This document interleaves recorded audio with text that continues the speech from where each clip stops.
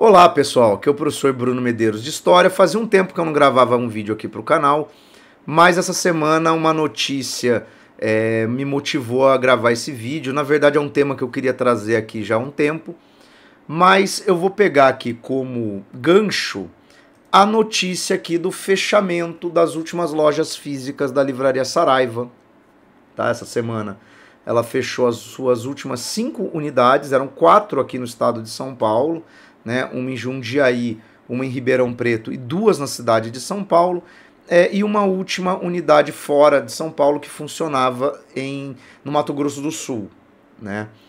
Então, se você está vendo esse vídeo é de outro estado, provavelmente você pode até achar que a Saraiva já nem existia mais fisicamente. Bom, aqui a notícia do Infomoney, né, que é um site direcionado aí para investimentos. Saraiva, né, SLED4, que é o código da Bovespa, né, das ações da Saraiva, demite funcionários e fecha as últimas livrarias físicas, né? E aí aqui ele chama atenção para o fato de que ela já teve mais de 100 unidades. Mas o interessante aqui é o seguinte, se a gente corre aqui a matéria, né, tem aqui uma foto da Mega Store, né? Quem conviveu com as livrarias Saraivas, né, sabe que eram lojas muito bonitas, né, muito completas, né, muitos livros, e não vendia só livro, né? Esse conceito da livraria Mega Store, que aqui a gente está usando a Saraiva, né, mas você tinha a Saraiva, Livraria Cultura, a FENAC, outras redes, né, Siciliano, grandes redes de livraria. Vendia livro, papelaria, informática, suprimentos, né, de escritório, CD, DVD, videogames, né? Ou seja, você tinha ali uma série, né, de produtos, vamos lá, da indústria cultural, indústria de entretenimento, né, bens culturais, que eram vendidos, né, nesse tipo de estabelecimento. Mas o que chama atenção aqui é o seguinte, opa, tem uma propaganda aqui. Ela estava em recuperação judicial, tá em recuperação, o que é isso, né? Ela tá mal das pernas, né, há muito tempo. Fala aqui que vendeu essas últimas lojas, mas aqui chama atenção para o seguinte, em 2018 ela começou a diminuir as suas lojas e ficou com 84 unidades. Né? Então assim, de 2018 para 2023, né? A empresa encolheu de 84 lojas para 0 e tentou focar cada vez mais na sua plataforma de vendas digital. Bom, aqui eu quero fazer uma coisa, espero que você que está vendo esse vídeo participe, né? Não só deixa o like, se inscreva, mas eu quero que vocês coloquem aí no campo de comentários algumas coisas. Depois eu vou até criar uma enquete também na aba da comunidade. Primeiro, quando foi? Primeiro, onde você vive, né? Em que cidade que você mora? E responde o seguinte: última vez que você comprou um livro, você comprou um livro físico, como esses que eu tenho aqui atrás, ou você comprou um livro digital para ler em algum desses leitores? Por acaso aqui eu tenho da Amazon, né? Imagino que se você tem um também seja. Já falaremos da Amazon e qual é a relação disso tudo. Se for um livro físico ou um livro digital. E se for um livro físico, se você foi a uma papelaria, uma livraria comprar, ou se você encomendou ele pela internet. Por quê? Porque o que a gente está observando neste caso das livrarias é um movimento que a gente pode expandir para outros setores da economia. E esse é o grande ponto. Por quê? Porque o que nós vemos hoje é um capitalismo que se encaminha cada vez mais rápido para a formação de grandes monopólios empresariais. Então, vamos lá. Quando a gente fala de economia, eu imagino que alguém vai aparecer aqui para comentar isso. É muito comum que a gente veja uma defesa, assim, aberta do hiperliberalismo econômico. Tem que desregulamentar mesmo, tem que ter menos regra, tem que permitir que os negócios se expandam e tal. Beleza. A grande questão é, o liberalismo clássico, quando você volta no Adam Smith, ele é do século XVIII.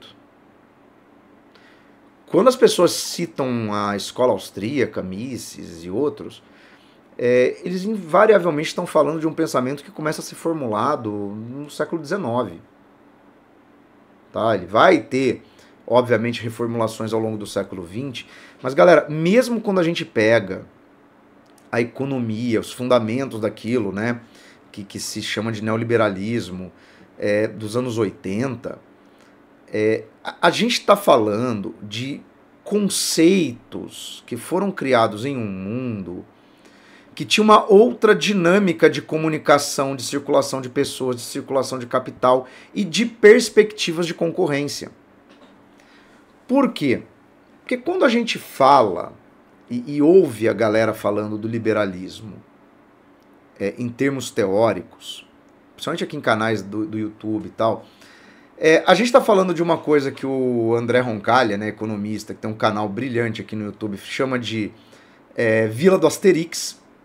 Né? Eu gosto de usar o termo, né, de liberal da cidade pequena, que é basicamente o quê?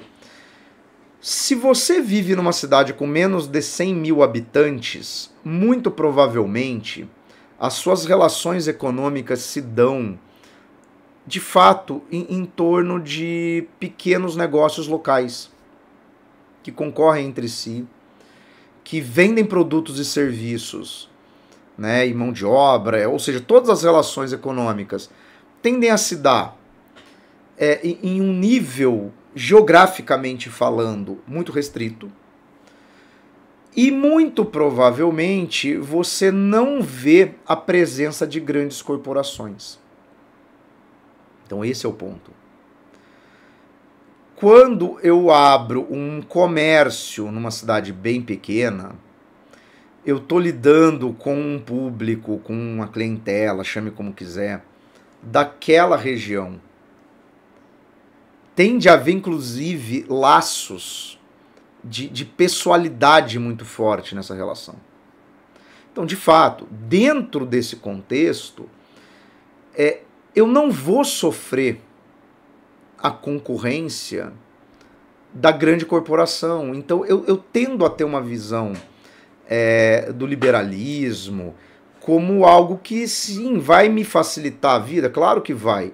Todo mundo quer ter a sua vida econômica o mais simplificada possível, o mais controlada por si mesmo possível. Agora, vamos deslocar isso para uma cidade como a que eu moro, Campinas, 1 milhão de habitantes. A hora que eu abro uma livraria numa cidade desse tamanho, logo vem a Saraiva Mega Store e abre uma loja no shopping. Eu não posso dizer que existe uma livre concorrência efetiva, porque nós estamos lidando com escalas de capital diferentes.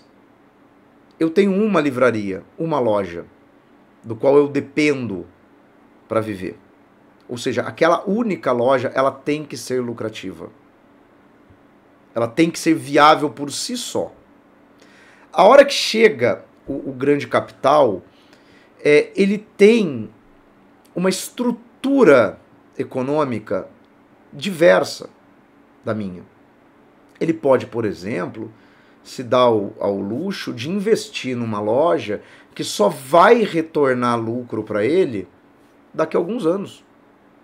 Isso não é um problema para ele. Por quê?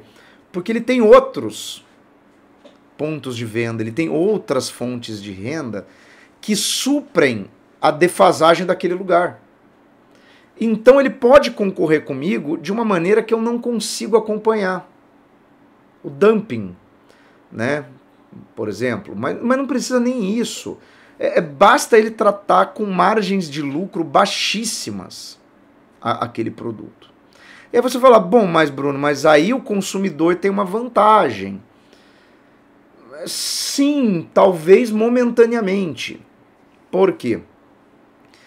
Porque o que a gente observa a longo prazo é que quando um negócio se torna monopolizado, o que passa a acontecer ali é uma relação de dependência completa daquele modelo de negócios. Ou você vai ter aquele produto, aquele serviço via as regras daquela empresa, ou você não vai ter. O monopólio é o problema. A grande questão é que, da forma como o capital se replica hoje em dia, ele tende ao monopólio. A Saraiva quebrou a pequena livraria. A Amazon quebrou a Saraiva e as outras grandes livrarias. Por quê? Porque a Amazon, ela existe universalmente, ela está na internet. E agora vem o grande problema para o liberal da cidade pequena. Por quê? Porque se você tem uma livraria pequena numa cidade que até então estava blindada contra a presença da grande corporação, porque a Saraiva, a Livraria Cultura, avaliavam lá qual que é a capacidade de consumo dessa cidade, qual é o custo para eu ter uma loja nessa cidade, a logística de operar esse negócio. Não compensa, não compensa eu abrir uma unidade numa cidade pequena. Então, eu jamais terei uma Saraiva Mega Store numa cidade de 30 mil habitantes. Isso aí não é um foco. A grande questão é que a Amazon não precisa fazer esse tipo de raciocínio. Ela existe universalmente, ela está aonde o correio ou qualquer outro meio de entrega possa atuar. A Netshoes fez isso com lojas de tênis. Né? Magazine Luiza fez isso com lojas de eletrodoméstico. Pare para pensar, quando foi a última vez que você comprou um calçado, você comprou um eletrônico, você comprou um livro numa loja física? Muito provavelmente você fez isso via um desses grandes portais de comércio. E você não comprou na loja digital do Toninho da televisão. Você comprou no Magazine Luiza, você comprou na Amazon. Então, assim, o que a gente observa hoje é uma concentração de poder e de capital numa escala que vai gerar impactos. Por quê? Porque cada vez que você fecha essas lojas físicas, não só você concentra capital na mão dessa grande corporação, mas, por exemplo, você impacta a economia local. São empregos que desaparecem, tanto na loja como no setor logístico. Você tem a questão dos proprietários dos imóveis comerciais que ficaram desalugados. Você tem toda uma questão de outros negócios que eram atrelados, que vão desaparecendo, porque você vai ter cada vez mais essa ideia da grande corporação que monopoliza um determinado nicho. E isso tem acontecido com outros segmentos. Por exemplo, a ideia original de falar sobre esse tema veio na época ainda da pandemia, quando eu observei a proliferação desta loja em Campinas. Oxxo. Oxxo é uma rede de... Eles falam que são mercadinhos, outros falam que são lojas de conveniência. Eu vou dar um exemplo pop para quem não sabe o que é um Oxxo visualizar. O Oxxo é o Quick Mart do Apu. É o mercadinho do Apu dos Simpsons. É um pequeno estabelecimento que tem 1 ou 2 funcionários que ficam no balcão, você entra, pega as coisas. Que coisas você pega num mercadinho desse? Alimentos ultraprocessados, refrigerantes, alguns produtos de limpeza, alguns produtos básicos, milho para pipoca, algumas coisas assim. Aí no balcão onde o cara te atende, tem salgadinhos, assim, tipo coxinha, essas coisas tem. E aqui no Brasil eles perceberam que eles precisariam ter padaria. Então também tem um esquema de pão. Bom, por que eu me sensibilizei muito com a presença do Oxxo? Porque a primeira cidade do Brasil a ter um Oxxo foi Campinas. Eles começaram isso em 2020, então a gente estava na pandemia. E aí o que aconteceu? A Oxxo, pessoal, ela inaugura uma loja nova por dia. Tá? Essa matéria é de maio, ela dá conta que a Oxxo já tem 325 lojas no Brasil. Só que eu imagino que dessas 125 lojas, eu imagino que umas 100 sejam em Campinas. Eu não estou brincando, tá? Quando eles começaram, e por que eles começaram em Campinas? Porque Campinas tem 1 milhão e pouco de habitantes, Campinas tem característica de cidade grande, mas né, num espaço bem menor, mas Campinas também tem bairros que preservam muita característica ainda de cidade pequena. Então, assim, é um universo amostral bem interessante para eles. Isso já foi dito por eles quando eles justificaram, né, por que abrir em Campinas, né, que era isso, né, a ideia de você ter ali um experimento e a partir do sucesso desse experimento você replicá-lo em outros lugares. E assim, durante a pandemia, como a gente se deslocava muito pouco, um belo dia eu percebi, indo da minha casa para a casa dos meus pais, que deve dar uns 12 quilômetros de distância, que eu passava por várias unidades dessa loja. Várias unidades. E como eles moram numa região bem central da cidade, né, bem densamente povoada, praticamente em toda a rua de grande movimento tem um estabelecimento desses. Às vezes tem assim, sei lá, em 2, 3 minutos que você está andando de carro numa avenida, você passou por outra. É mais ou menos o mesmo fenômeno que aconteceu com farmácias, né, dessas grandes redes. Bom, aqui a gente está falando de uma grande corporação que está se expandindo agressivamente de forma física, mas aqui a gente está falando de um setor que não tem como agir virtualmente. Você não vai comprar uma coxinha no site da Amazon, isso não faz sentido, né? Isso é um pequeno negócio que você... Na verdade é esse a ideia, né? Você está passando na rua, deu uma fome, salgado é uma coca. Mas o fenômeno é o mesmo, porque você está concentrando de novo capital na mão de uma grande corporação. E quem está sofrendo os impactos disso, obviamente? As pequenas lojas, né? Os pequenos negócios de bairro que tinham ali mercadinho, que tinha ali, né, a loja do salgado e da coca, as pequenas padarias, né? Esses negócios estão desaparecendo, de novo, concentrando em torno de uma grande corporação. E as grandes corporações, elas também vão ter uma outra dimensão bastante complicada, que é isso aqui. E ó, que peguei uma matéria antiga, isso aqui é agosto de 2015. Uber com essas polêmicas globais e onde já foi regulamentado. Que é basicamente você ter uma grande corporação que define como é que vai ser o seu modelo de negócio e que se impõe globalmente e dane-se as legislações locais. Por exemplo, no Brasil havia todo um regramento. Eu não posso pegar o meu carro e dizer que ele é um táxi. Tem regulamentos, tipo que carro pode ser, que tipo de avaliação esse motorista pode ter. Ou seja, existe um regramento dado pelo Estado, né? O que a Uber faz? Não. Quem determina o regramento sou eu. Eu determino os valores e tal, e eu vou atuar. E problema, e as cidades que lidem com isso. E o que a gente observou na prática foi um lobby enorme da empresa. Obviamente, existem pessoas que acham que o serviço é muito melhor e vão defendê-lo. Não vejo problema nisso, mas a gente tem que compreender aqui, e o intuito desse vídeo não é dizer a Amazon é malvada, a Uber. Não, isso é uma bobagem. A grande questão aqui é perceber o seguinte.